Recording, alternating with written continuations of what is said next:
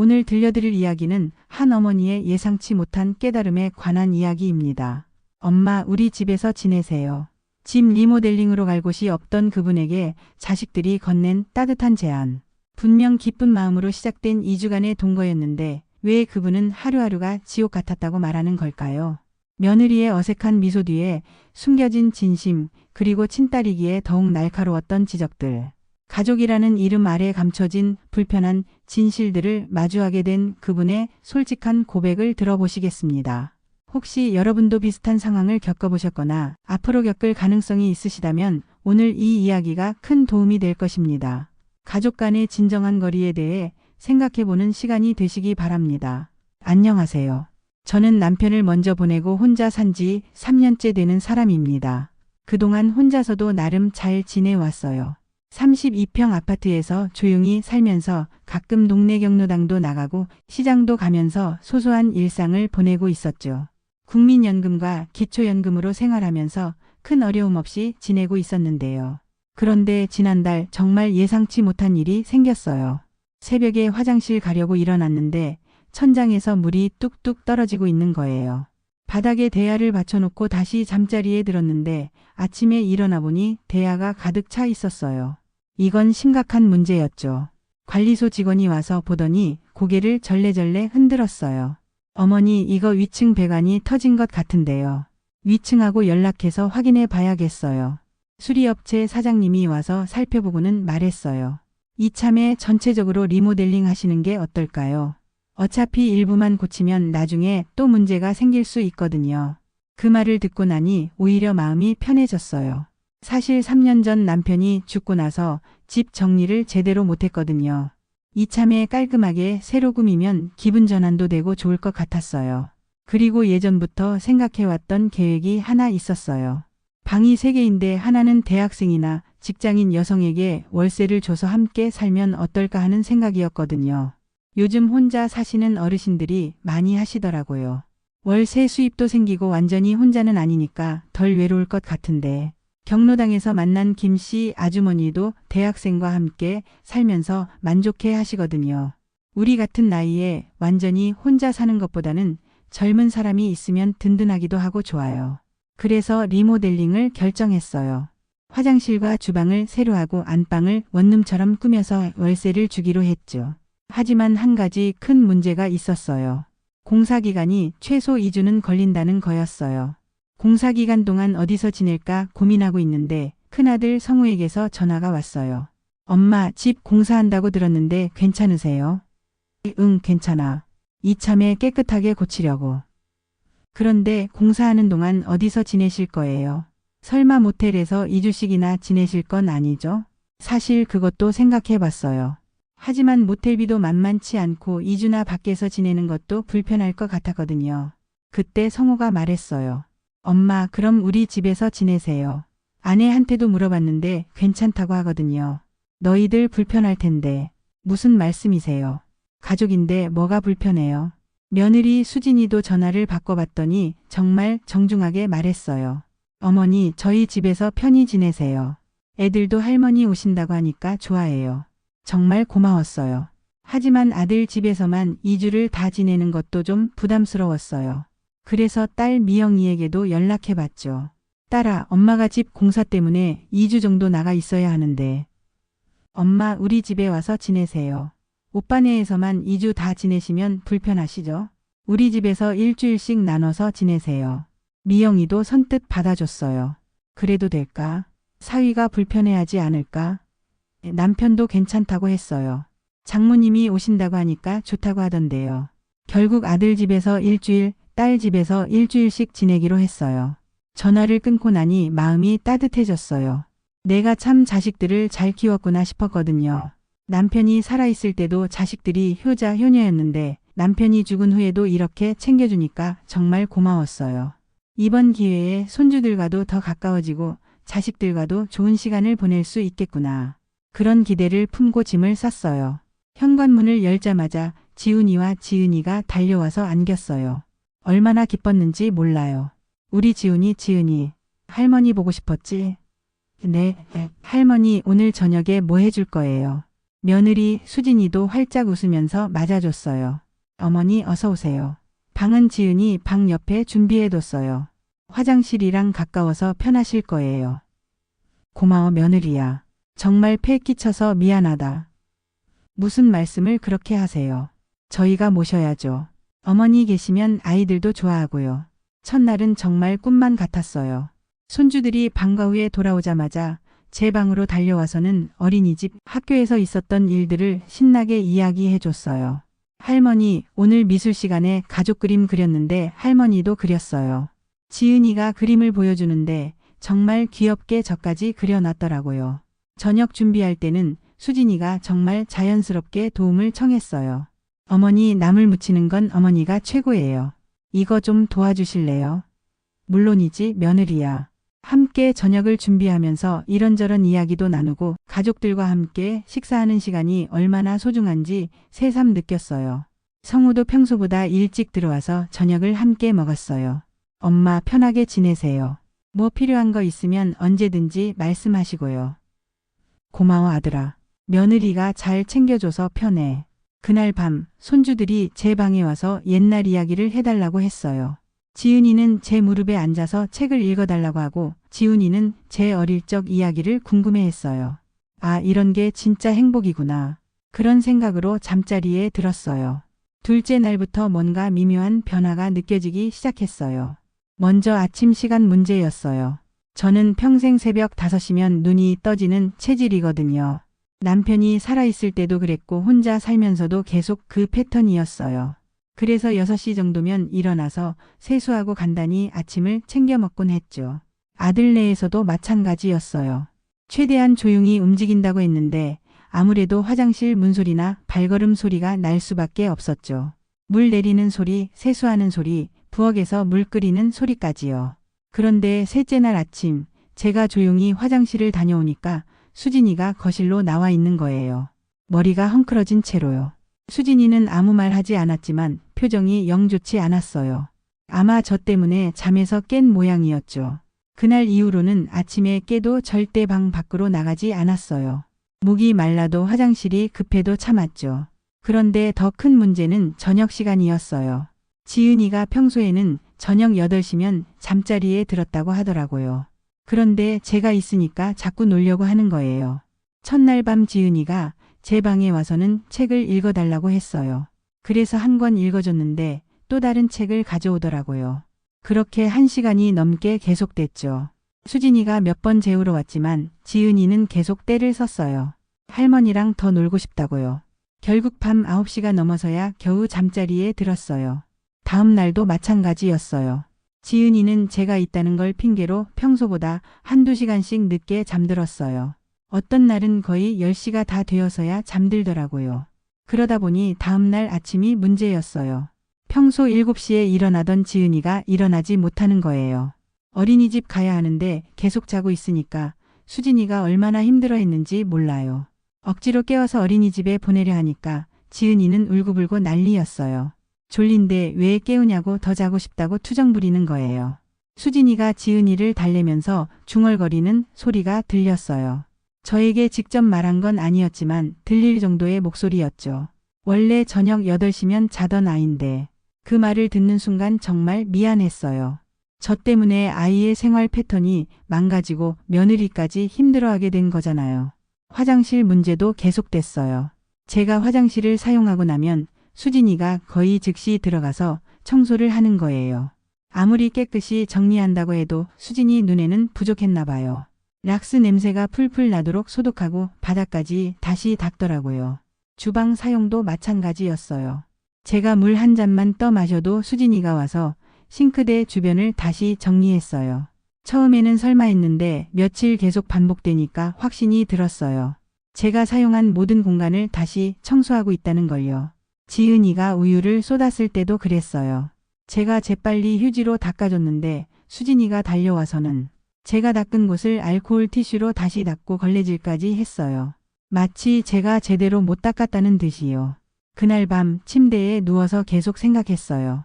내가 예민하게 받아들이는 건지 아니면 정말 며느리가 불편해하는 건지요. 하지만 며칠간의 패턴을 보니 확실했어요. 수진이는 분명 제가 불편했던 거예요. 무엇보다 아이들의 생활 리듬까지 깨트리고 있다는 게 가장 마음에 걸렸어요. 아무리 할머니가 반갑다고 해도 아이들에게는 규칙적인 생활이 더 중요한 건데 말이에요. 사흘째부터는 아예 눈치가 보이기 시작했어요. 아침에 제가 거실에서 뉴스를 보고 있으면 수진이가 청소기를 돌리기 시작했어요. 물론 청소할 시간이었을 수도 있지만 제가 TV를 보고 있는데 굳이 그 시간에 해야 했을까 싶었어요. 어머니 시끄럽죠? 잠깐만요. 아니야, 며느리야. 내가 방으로 들어갈게. 아니에요, 어머니. 금방 끝나요. 하지만 결국 저는 방으로 들어가야 했어요. 청소기 소리 때문에 TV 소리가 들리지 않았거든요. 그날 저녁 성우가 들어왔을 때 분위기가 또 달랐어요.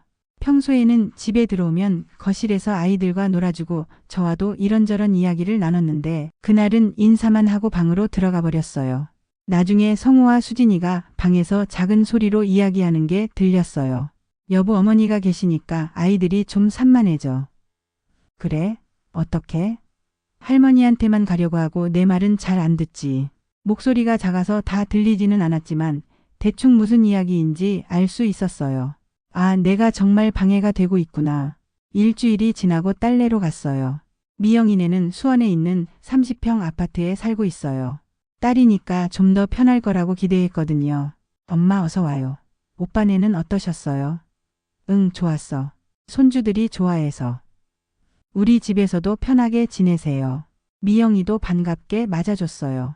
사위 진수도 정중하게 인사했고요. 장모님 어서 오세요. 편하게 지내세요. 고마워 김서방. 딸내는 아들네와는 또 다른 분위기였어요. 미영이는 직장맘이라 바쁘지만 그래도 딸이니까 좀 더 편하게 지낼 수 있을 거라고 생각했거든요. 그런데 딸네 집에서의 첫날부터 뭔가 다른 패턴의 어려움이 시작됐어요. 엄마 수건 쓰시고 나면 여기 걸어주세요. 여기 말고 저기요. 엄마 슬리퍼는 현관에 이렇게 나란히 놓으셔야 해요. 엄마 이거 쓰셨으면 제자리에 정확히 놓아주세요. 미영이는 사사건건 지적을 하는 거예요. 며느리 수진이와는 정반대였죠. 수진이는 불편해하면서도 직접적으로 말하지 않았는데 미영이는 편하다고 생각해서 모든 걸 다 지적했어요. 처음에는 딸이니까 편하게 말하는 거겠지 싶었는데 하루 종일 계속되니까 스트레스가 이만저만이 아니었어요. 엄마 방에서 TV 소리 너무 크게 하지 마세요. 윤서 숙제할 때 방해돼요. 윤서는 미영이의 중학교 1학년 딸인데 평소에는 할머니를 좋아했거든요. 그런데 이번에는 좀 다르더라고요. 할머니 제 방에 들어오지 마세요. 친구들 와요. 할머니 제 물건 만지지 마세요. 아이가 사춘기라 그런지 아니면 엄마인 미영이가 뭔가 말을 했는지 저에게 차갑게 대했어요. 그때 깨달았어요. 며느리는 제가 어려워서 하고 싶은 말을 참았던 거고 딸은 편하다고 생각해서 모든 걸 다 지적하는 거였어요. 어느 쪽이 더 힘든지 모르겠더라고요. 사위 진수와의 관계는 또 다른 차원의 어려움이었어요. 평소에는 명절이나 생일 때만 만나서 인사 정도만 하고 지내던 사이인데 갑자기 같은 집에서 일주일씩이나 지내게 된 거잖아요. 진수는 성격이 조용한 편이에요. 평소에도 말수가 적었는데 제가 오고 나서는 더욱 말이 없어졌어요. 집에 들어와도 인사만 하고 바로 자기 방으로 들어가 버리더라고요. 사위가 혹시 불편해할까봐 최대한 눈에 띄지 않으려고 했어요. 거실에는 사위가 없을 때만 나가고 화장실도 갈 때만 살짝 나가서 빨리 볼일 보고 들어왔어요. 식사할 때도 마찬가지였어요. 사위가 식사할 때는 저는 방에서 먹겠다고 했는데 미영이가 말렸어요. 엄마 왜 그러세요? 같이 드세요. 하지만 식사 시간이 얼마나 어색한지 몰라요. 진수는 밥만 후루룩 먹고는 바로 일어나서 방으로 들어가 버리고 저는 눈치가 보여서 빨리 먹고 치우려고 하고요. 어느 날 저녁에는 정말 민망한 일이 있었어요. 제가 거실에서 TV를 보고 있는데 진수가 들어왔어요. 평소 같으면 제가 방으로 들어갔을 텐데 그날은 좋아하는 드라마가 있어서 계속 보고 있었거든요. 진수가 리모컨을 찾더니 저에게 물었어요. 장모님 뭐 보세요? 아, 드라마 보고 있어. 자네 볼 거 있으면 봐. 아니에요, 괜찮아요. 그렇게 말하고는 방으로 들어가 버렸어요. 그런데 나중에 미영이가 제게 와서는 이렇게 말하는 거예요. 엄마 애들 아빠 뉴스 볼 시간인데. 아 그래? 미안하다. 내가 몰랐네. 그 이후로는 저녁 시간에 거실에 나가는 것도 조심스러워졌어요. 어느 날 밤에는 진수가 미영이한테 작은 소리로 말하는 걸 우연히 들었어요. 여보, 장모님이 언제까지 계시는 거야? 왜, 불편해? 그건 아니고. 그냥 우리만의 시간이 없어서. 그리고 윤서도 좀 예민해졌잖아. 조금만 참아. 이번 주면 끝이야. 그 말을 듣는 순간 정말 가슴이 철렁했어요. 아, 내가 정말 방해가 되고 있구나. 사위도 힘들어하고 있구나. 그날 밤은 잠을 이룰 수 없었어요. 뒤척이면서 계속 생각했죠. 내가 여기 있으면서 이 가족에게 무슨 도움이 되고 있나? 오히려 모두를 불편하게 만들고 있는 건 아닌가? 미영이도 제가 눈치 보는 걸 아는지 점점 더 예민하게 굴었어요. 엄마, 샤워할 때 환풍기 꼭 켜세요. 안 그러면 곰팡이 생겨요. 엄마, 방에서 냄새 나는 음식 드시지 마세요. 냄새가 배어요. 심지어는 제가 가져온 옷에 대해서도 지적했어요. 엄마, 그 옷 너무 오래된 것 같은데요. 냄새도 나고. 새 옷 사드릴까요? 그 말을 듣는 순간 정말 자존심이 상했어요. 제가 그렇게 지저분한 사람인가 싶어서요. 딸내에서 마지막 밤 혼자 방에 누워서 지난 2주를 차근차근 돌이켜봤어요. 분명 자식들은 좋은 마음으로 저를 챙겨줬어요. 하지만 결과적으로는 모두가 불편했던 거죠. 며느리에게는 시어머니의 눈치를 봐야 하는 스트레스를, 딸에게는 엄마를 계속 챙겨야 하는 부담을, 사위에게는 장모님과 함께 지내야 하는 어색함을 안겨준 거였어요. 그리고 무엇보다 저 자신이 가장 힘들었어요. 내 집에서는 자유롭게 할 수 있는 모든 것들을 눈치 보면서 해야 했거든요. 화장실 한 번 가는 것도, 물 한 잔 마시는 것도, TV 보는 것도, 심지어 숨 쉬는 것까지도 모두 조심스러웠어요. 이게 가족과 함께 지내는 건가? 이게 내가 꿈꿔왔던 노후인가? 그때 확실하게 깨달았어요. 아무리 자식들이 같이 살자고 해도 절대 결혼한 자녀 집에는 가면 안 된다는 걸요. 자식들도 불편해하고 그들의 배우자들도 힘들어해요. 그들은 그들만의 공간에서의 규칙과 생활 방식이 있는데 아무리 자식이라 해도 내가 그 안에 들어가면 서로 불편해지는 거예요. 며느리가 웃으면서 같이 살아요 해도 그 말 절대 믿으면 안 돼요. 그냥 예의상 하는 말일 뿐이에요. 진심으로 원하는 며느리는 거의 없을 거예요. 그리고 딸이라고 해서 다를 것도 없어요. 딸은 오히려 더 직설적으로 말하니까 상처받기 더 쉬워요. 결혼한 자녀와의 관계는 거리를 두고 가끔씩 안부 물으면서 어쩌다 한 번 보는 게 관계 유지에 가장 좋아요. 너무 가까우면 서로 부담이 되고 너무 멀면 외로우니까 적당한 거리가 중요한 거죠. 2주 후 제 집으로 돌아왔을 때 정말 천국이 따로 없었어요. 아무도 눈치 보지 않고 화장실을 쓸 수 있고 주방에서 자유롭게 요리할 수 있고 거실에서 편하게 TV를 볼 수 있다는 게 이렇게 소중한 줄 몰랐어요. 리모델링이 끝난 집은 정말 깔끔했어요. 새 화장실, 새 주방, 그리고 예쁘게 꾸민 월세방까지. 마치 새 집에 이사 온 기분이었죠. 그리고 계획대로 좋은 월세 세입자도 만났어요. 대학원생인 혜진 씨인데 조용하고 깔끔한 분이에요. 서로 적당한 거리를 유지하면서 필요할 때만 안부를 물어가며 지내니까 외롭지도 않고 좋더라고요. 할머니 안녕하세요. 오늘도 좋은 하루 되세요. 응, 혜진아. 너도 학교 잘 다녀와. 이 정도의 인사와 관심이면 충분해요. 서로의 사생활에 간섭하지 않으면서도 완전히 혼자는 아닌 거죠. 지금 생각해보니 자식들과는 가끔 만나서 반가워하는 정도의 거리가 가장 좋은 것 같아요. 일주일에 한 번 정도 안부 전화하고 한 달에 한두 번 만나서 식사하고 명절에 얼굴 보고 그 정도면 충분해요. 그리고 무엇보다 중요한 건 자식에게 의존하지 말고 독립적으로 사는 거예요.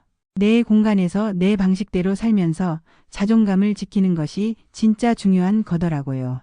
월세 수입도 생기고 적당한 동거인도 있고 무엇보다 제가 제 인생의 주인이라는 느낌을 되찾았어요. 누구 눈치 보지 않고 제가 하고 싶은 일을 할 수 있게 된 거죠. 물론 가끔 외로울 때도 있어요. 하지만 그 외로움마저도 제 것이에요. 누구에게 짐이 되지 않는 온전히 제 몫의 감정이죠. 아무리 자식들이 좋은 마음으로 같이 살자고 해도 절대로 결혼한 자녀 집에 가서는 안 된다는 걸 뼈저리게 깨달았어요. 그건 모두를 불행하게 만드는 일이에요. 이분의 솔직하고 생생한 고백을 들으며 우리는 가족관계의 복잡하고 미묘한 균형에 대해 깊이 생각해보게 됩니다. 가족이라는 이름만으로는 해결되지 않는 현실적인 문제들이 있습니다. 아무리 좋은 의도와 따뜻한 마음이라 하더라도 이미 자리 잡은 생활 패턴과 가족 시스템에 갑작스럽게 끼어드는 것은 모든 구성원에게 예상치 못한 스트레스와 갈등을 안겨줄 수 있습니다. 며느리의 어색한 미소와 즉각적인 뒷정리 뒤에는 내 영역과 규칙이 침범받고 있다는 불편함이 있었고, 딸의 끊임없는 지적 뒤에는 엄마를 제대로 챙겨야 한다는 부담감이 있었습니다. 그리고 사위의 어색한 침묵 뒤에는 내 가족만의 시간과 공간이 없어졌다는 답답함이 있었죠. 무엇보다 그 모든 시선과 반응을 온몸으로 감내해야 했던 어머니에게는 내가 사랑하는 가족들에게 짐이 되고 있다는 깊은 자괴감과 상실감이 있었습니다. 이분의 경험을 통해 우리가 배울 수 있는 가장 중요한 교훈은 이것입니다. 진정한 가족의 사랑은 함께 있는 시간의 길이가 아니라 서로를 이해하고 배려하는 마음의 깊이로 측정된다는 것입니다. 때로는 적당한 거리를 두는 것이 더 깊은 애정을 유지하는 비결일 수 있습니다. 각자의 독립성과 자율성을 존중할 때 만남은 더욱 소중해지고 대화는 더욱 진심 어린 것이 됩니다. 특히 결혼한 자녀들에게는 이미 그들만의 완성된 가족 생태계가 있다는 것을 인정해주는 것이 필요합니다. 그들의 일상과 규칙, 그리고 사생활에 무리하게 끼어들려 하지 말고 각자의 생활 방식을 존중할 때 오히려 더 건강하고 아름다운 가족 관계를 유지할 수 있습니다. 노후의 진정한 행복은 자식에게 의존하는 것이 아니라 자신만의 독립적인 공간에서 자존감을 지키며 살아가는 데 있습니다. 내 방식으로, 내 속도로, 내 선택에 따라 살아갈 수 있는 자유야말로 어떤 것과도 바꿀 수 없는 소중한 가치입니다. 혹시 비슷한 상황에 처하신 분들이 계시다면 이분의 용기 있는 깨달음을 통해 지혜를 얻으시기 바랍니다. 가족을 사랑하되 의존하지 않고 함께하되 간섭하지 않으며 챙기되 부담 주지 않는 것. 그것이 바로 성숙한 가족관계의 핵심이며 모두가 행복할 수 있는 길일 것입니다. 지금부터가 진짜 인생입니다. 오늘도 한 송이의 마음꽃이 당신 마음에도 피어나길 바라며 함께 걷는 이 길에 당신을 초대합니다. 지금까지 인생동행이었습니다. 감사합니다.